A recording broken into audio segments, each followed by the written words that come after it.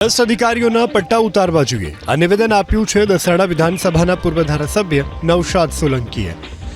હાલમાં જિગ્નેશ મેવાણીના નિવેદનને લઈ પોલીસ પરિવારમાં ભારે આક્રોશ છે, ત્યારે દસાડાના પૂર્વ ધારાસભ્ય નૌશાદ સોલંકીએ વિડીયોના માધ્યમથી નાયબ મુખ્યમંત્રી અને ભ્રષ્ટ અધિકારીઓ પર પ્રહાર કર્યા। હમણાં થોડા સમય પહેલા જ માન્ય ધારાસભ્યને મામૂલી એક આલોચના કરવામાં આવી અને એ આલોચના સ્વરૂપે એ દલિત ગરીબ છોકરાને અપહરણ કરવામાં આવે છે, એને ખુલ્લેઆમ બેફામ મારવામાં આવે છે।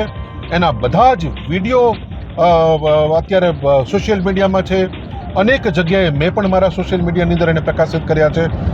તેમ છતાં આજની તારીખમાં ફરિયાદ નોંધવામાં આવી નથી અને જો આ પ્રકારની પોલીસ કાર્યવાહી કરતી હોય તો 100% એમના પટ્ટા ઉતરી જ જવા જોઈએ।